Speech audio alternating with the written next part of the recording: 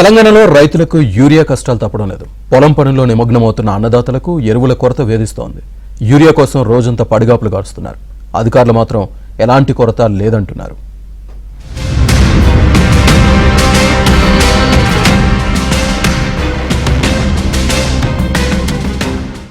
మంచిర్యాల జిల్లా కోటపల్లి రైతు వేదిక దగ్గర యూరియా కోసం రైతుల క్యూ కట్టారు.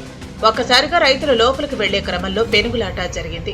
దీంతో ఓ రైతుకు మోచేతి గాయాలయ్యాయి. యూరియా కొరత లేదని అధికారులు చెబుతున్నా దొరకటం లేదని అధికారులు స్పందించి సమస్యను పరిష్కరించాలని కోరుతున్నారు.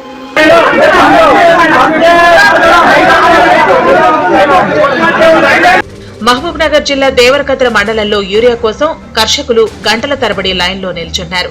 రైతు సేవా కేంద్రాలు, సహకార సంఘాల్లో తగినంత యూరియా లేకపోవడంతో తీవ్ర ఇబ్బందులు ఎదుర్కొంటున్నారు. మరోవైపు యూరియా కొరత లేదని, ఎలాంటి అపోహలు నమ్మకూడదని దేవరకద్ర ఎమ్మెల్యే మధుసూదన్ రెడ్డి అంటున్నారు.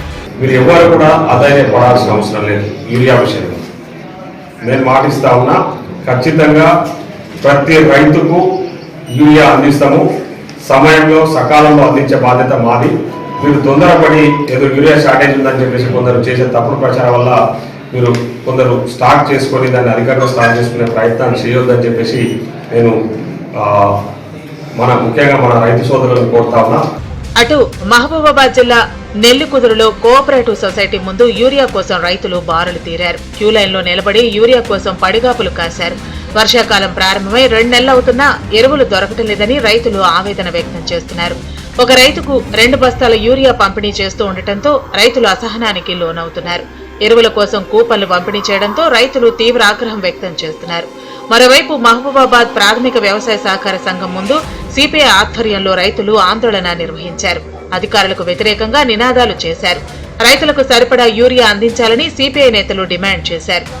మాకు 6 ఎకరాలు నాటేసిన వరి మందు బస్తాలకు 5 రోజులు 6 రోజుల కానీ తిరుగుతాను. లైన్లో క్యూ కట్టి బస్తాలు లేక మా ప్రభుత్వాన్ని మేము కోరేది ఏంటంటే మాకు యూరియా బస్తాలు తొందర మాకు పంపించగలరని మేము ప్రభుత్వాన్ని కోరుతాను. తొందర మా రైతుల ఇబ్బందులను చూసుకొని కొంచెం మీరు అతి తొందరలో మాకు యూరియాను సేల్ చేయాలనేది ప్రభుత్వాన్ని కోరుతున్నాం. నేను 4 ఎకరాల పొలం వేశాను. యూరియా బస్తాలు దొరకడం లేదు. చాలా ఇబ్బంది అవుతుంది రైతులకి. ప్రభుత్వం సహకరించాలి.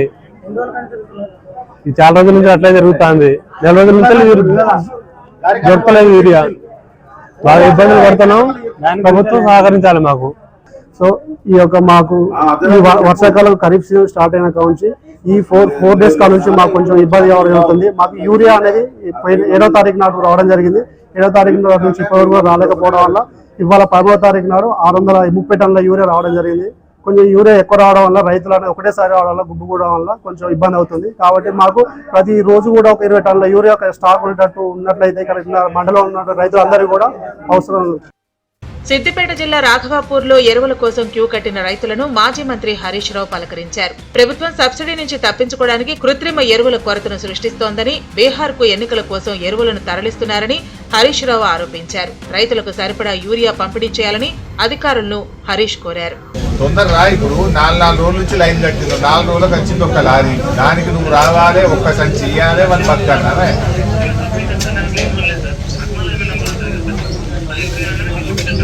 మరి పిల్లలు ఏమంటున్నారు? నువ్వు వచ్చేదాకా ఇచ్చులేదంటు. స్టార్ట్ చేయండి, తొందరగా స్టార్ట్ చేస్తే మరి ఇచ్చేస్తే 2 గంటలు ఇస్తే పోతారు కదా.